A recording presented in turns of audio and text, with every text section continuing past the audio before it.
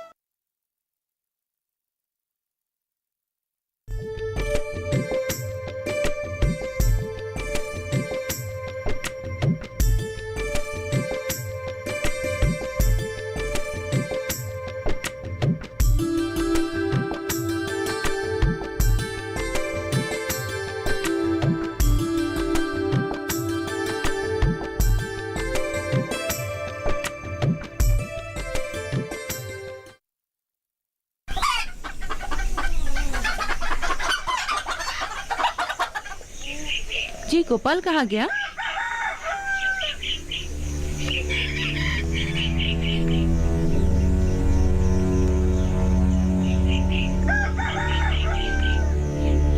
तुम्हारा बेटा का दिमाग खराब हो गया है। एक तो परीक्षा में फेल हो गया है और अरे हम लोग का साल भर का मेहनत सब बेकार में गया। अब कहाँ जा रही हो तुम? मत बुलाओ उसे। 2 दिन खेत में हल चलाने दो, उसका दिमाग ठिकाने आ जाएगा। अंदर आओ।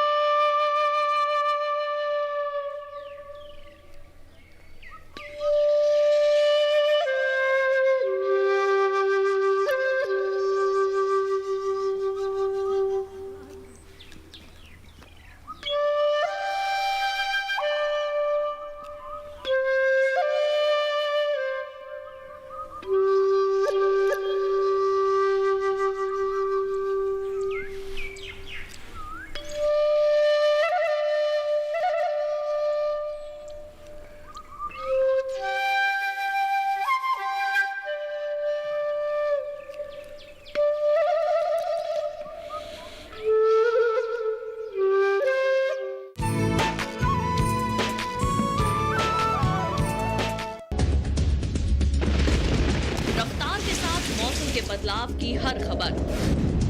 मौसम खबर लाइव देखिए सुबह 8 बजे और 10 बजे, दोपहर 12 बजे और 2 बजे।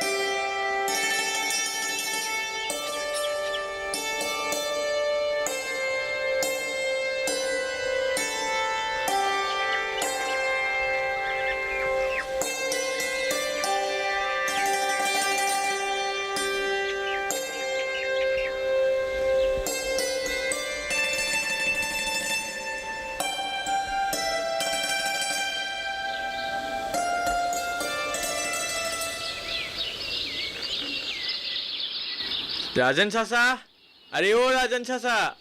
कौन है? जी मैं।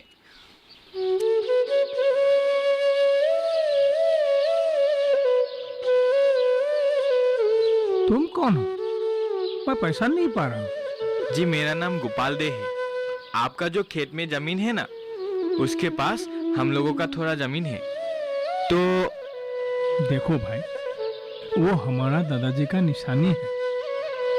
मैं वो जमीन किसी हाल में बेचने वाला नहीं हूँ। तुम जा सकते हो। जी मैं जमीन खरीदने या बेचने के लिए नहीं आया हूँ। आपका इजाजत हो तो एक सौदे की तहत मैं आपके जमीन में खेती करना चाहता हूँ। वैसे भी पिछले 2 साल से आपकी जमीन खाली पड़ा हुआ है। तो तुम मुझे गलत मत समझना। आओ बैठो। मैंने सोचा तुम जमीन खरीदने और बेचने के बारे में पूछने आए हो।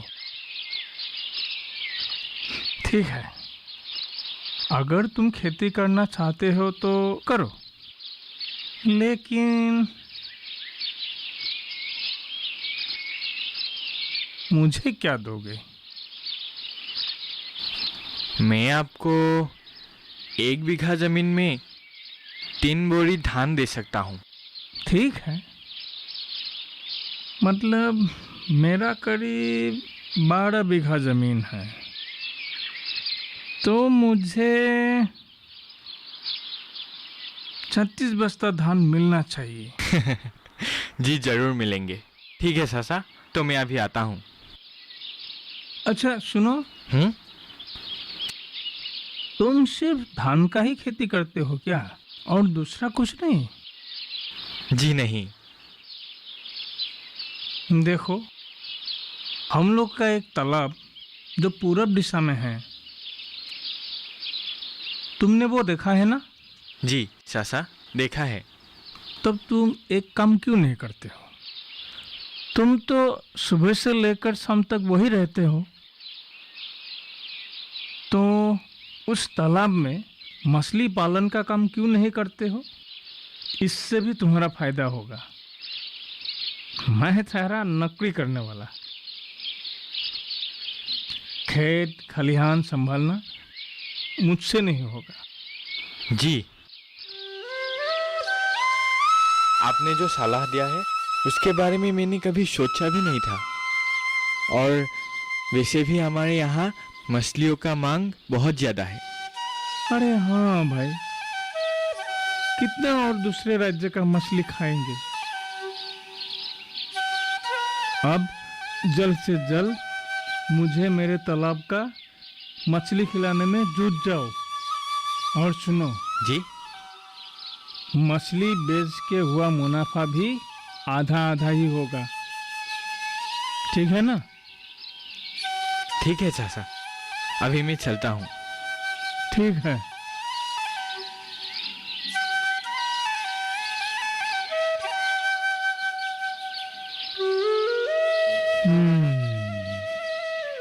लड़का काम का है।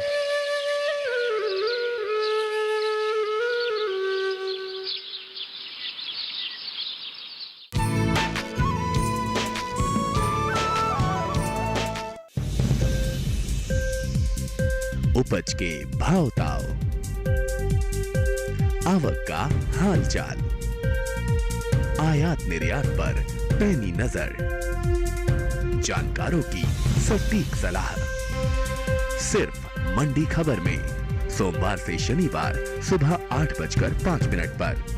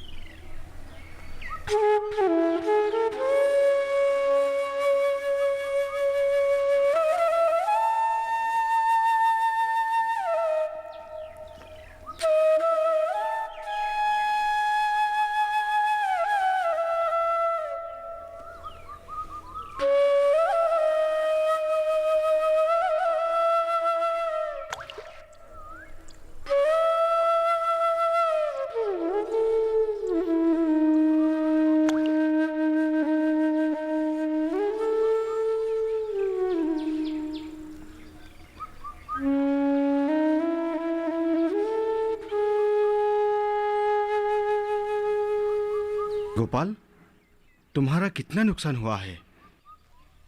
करीब 14 बीघा जमीन का धान। तब तो भारी नुकसान होगा।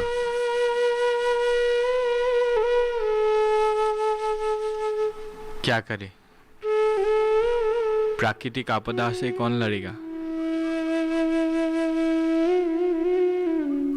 मेरे तो बेटी की शादी 6 महीने बाद है। सोचा था धान बेचकर कुछ कमाऊंगा, लेकिन अब लगता है जमीन ही बेचनी पड़ेगी। कौन सी जमीन? अरे वो जो तुम्हारे तालाब के पास वाला जमीन।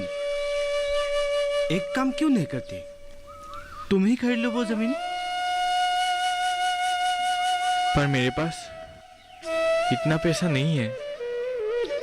थोड़ा थोड़ा करके देते रहना। जब पैसा पूरा हो जाए तब जमीन तुम्हारे नाम करवा दूंगा।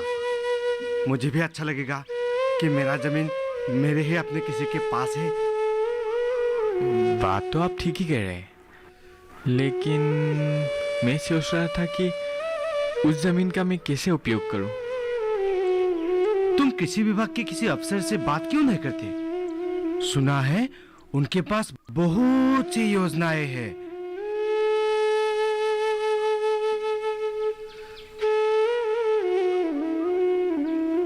मैं कल ही उनसे मिलने जाऊंगा।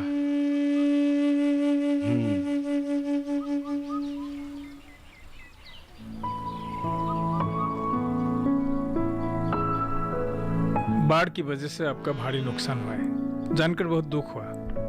एनीवे, बताइए आप क्या जानना चाहते हैं, क्योंकि पिछले हफ्ते ही एग्रीकल्चर डिपार्टमेंट से आपके बारे में फोन किया था। जी हाँ, मैं बड़े पैमाने में उन्नत प्रजाति का खेती करना चाहता हूँ। Very good. आपका जमीन है ना? जी हाँ, मतलब थोड़ा थोड़ा करके पैसा दे रहा हूँ। जब पूरी कीमत दे दूंगा तो मेरा नाम हो जाएगा। ठीक है, तो फिलहाल आप उनसे एक एनओसी ले लीजिए कि उस जमीन पर धान का खेती करने में कोई आपत्ति नहीं है। आपका हमारे बैंक में अकाउंट है ना? जी हाँ। तो ठीक है, कल आपका बैंक का पासबुक और जमीन का कागजात लेकर आइए। बाकी स्कीम मैं बता दूंगा।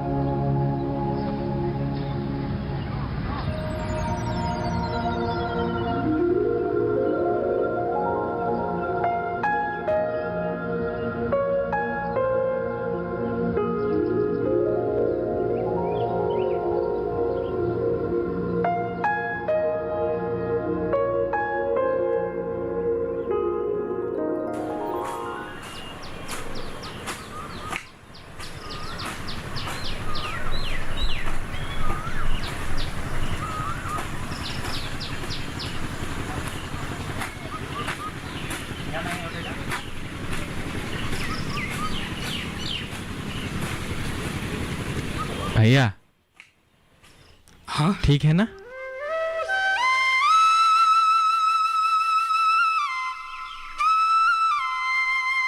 बढ़िया। देखो, बेशक ये फार्म मेरा है, लेकिन इसके लिए तुम लोगों का जो सहयोग है वो मैं कभी नहीं भूल पाऊंगा। अभी हम जिस मुकाम पर पहुंचे हैं, हमें इससे भी और आगे जाना होगा। ठीक है? हाँ।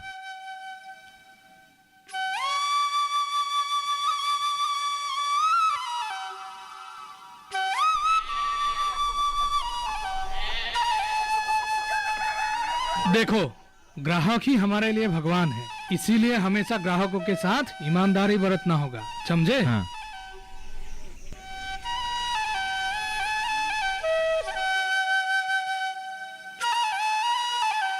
तो हम क्या कर सकते हैं? हम यही कर सकते हैं कि हमारे फार्म में जितना भी उत्पाद होगा सब जैविक होगा। हाँ। क्योंकि आजकल बाजार में इतना रासायनिक फल सब्जी वगैरह हो गया है जो कि लोगों के शरीर में बुरा असर डाल रहा है, समझे?